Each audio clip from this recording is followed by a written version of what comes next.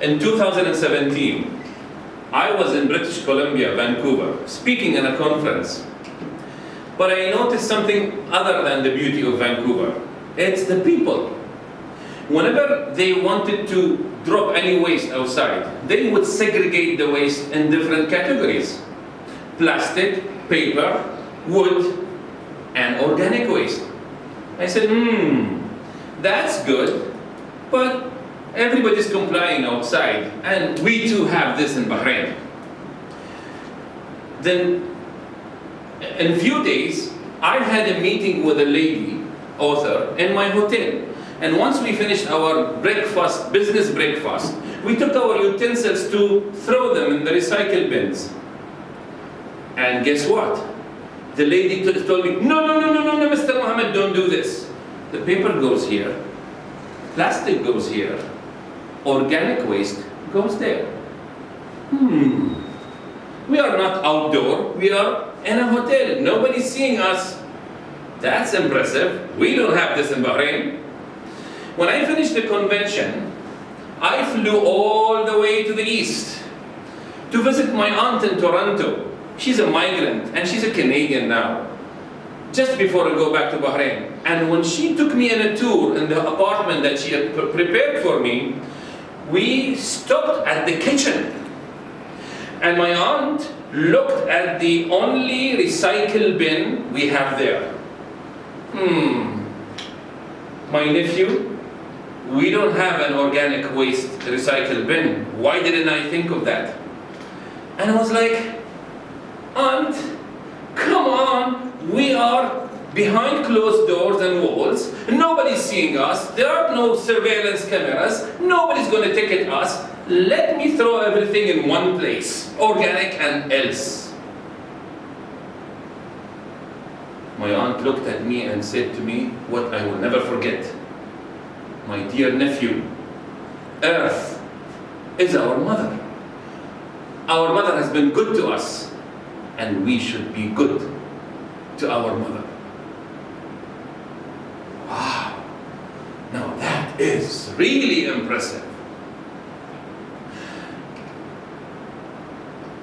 And it struck me, from East Canada to West Canada, outdoor or indoor, migrants and original Canadians, Arabs and non-Arabs, everybody, with regards to waste segregation, they are doing the same thing, thinking the same thing, and saying the same thing.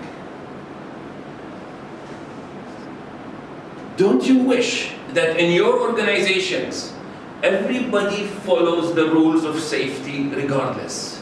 Whether it's day or night, outdoor or indoor, every corner of your organization, employees or visitors, contractors or just visitors.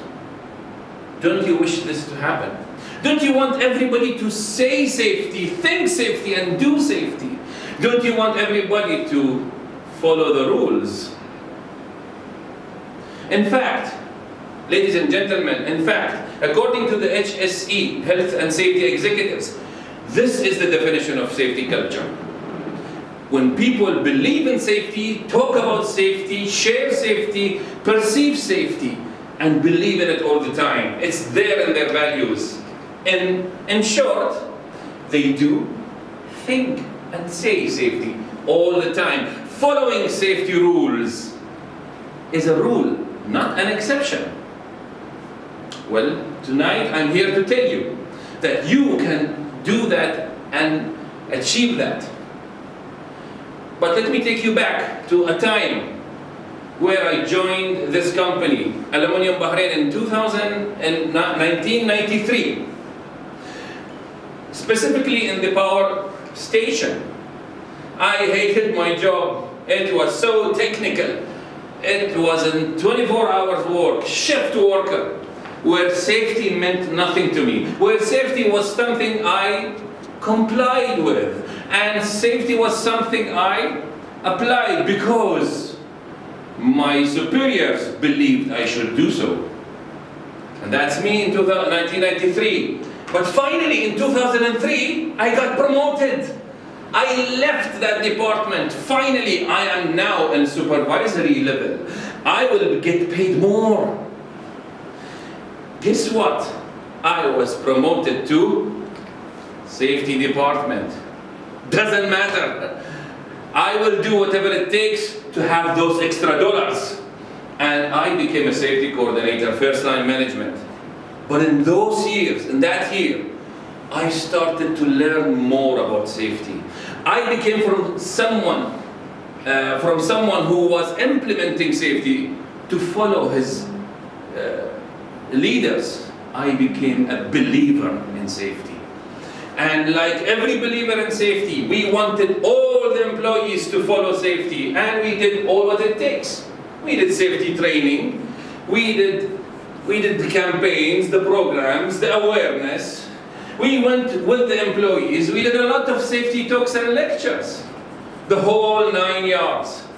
And even we ambushed employees at times just to catch them doing things wrong.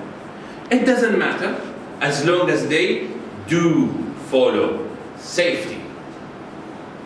And we did achieve that. The numbers went up, the safety compliance went up, accidents reduced, and we had everybody following safety. Or that's what I thought.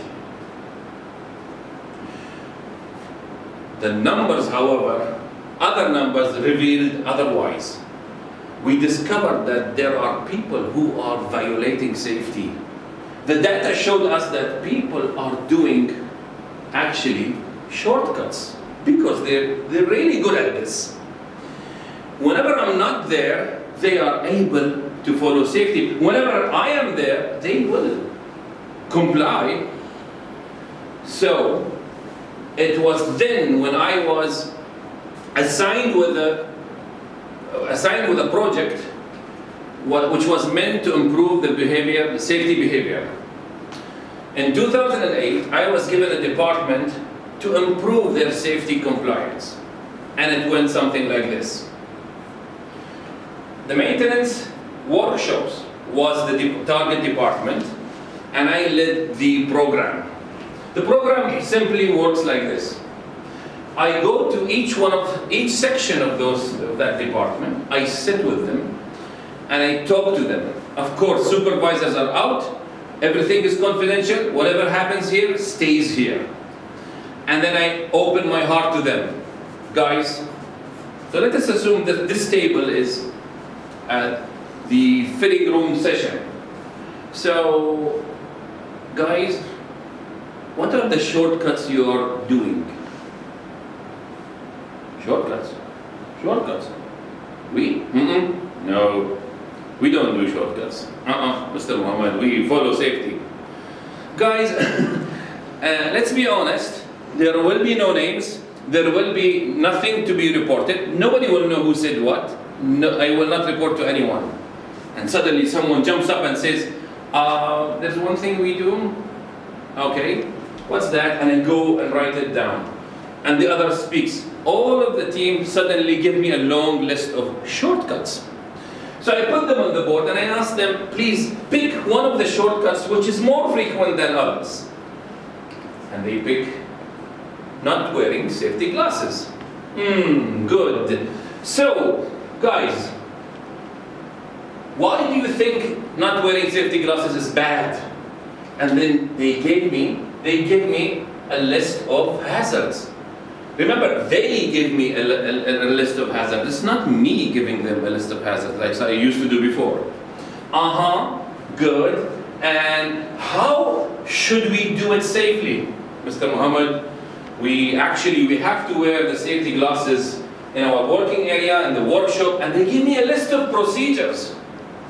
Wait a minute, I used to give procedures. I'm the guy of safety policies and procedures, and suddenly they are giving me the procedures. Interesting. So guys, to be 100% safe, what should you do? We should wear safety glasses. How many weeks do you need to become 100% compliant? Mr. Mohammed, give us just 3 to 4 weeks and we'll do it. Good. I need from you to do is this. Take these cards, put them in your pockets. Whenever you go to your working area, take out the card. If you do wear safety glasses, just put them. That's a poster of them. I made this poster for them. And I said to them, okay, whenever you follow safety rules and do put the glasses, just put a plus in that part. And if you fail to wear safety glasses or you forgot to wear safety glasses, just put a minus. At the end of the day, just give me your cards, no names, and let me do the counting. They did this daily. We had a box. At the end of the week, they gather again for our 5-minute talk, and I'm showing them the results. Guys, are you ready? Let us see. Okay, here we go. Week number 1. You have achieved 67%, meaning you were wearing safety glasses 67% of the time. What? No, we were wearing more. I'm sorry, but this is the data you gave me. Why? We will promise to do better next week. We come next week, I gather the data from them, and the result is what? 70%. This is not possible. We should be doing more. We are not compliant. Maybe it's you. You were not wearing the safety glasses. No, it was you. Everybody's blaming each other. But for the good cause. Okay, let's come next week. Next week, how much is it? 71.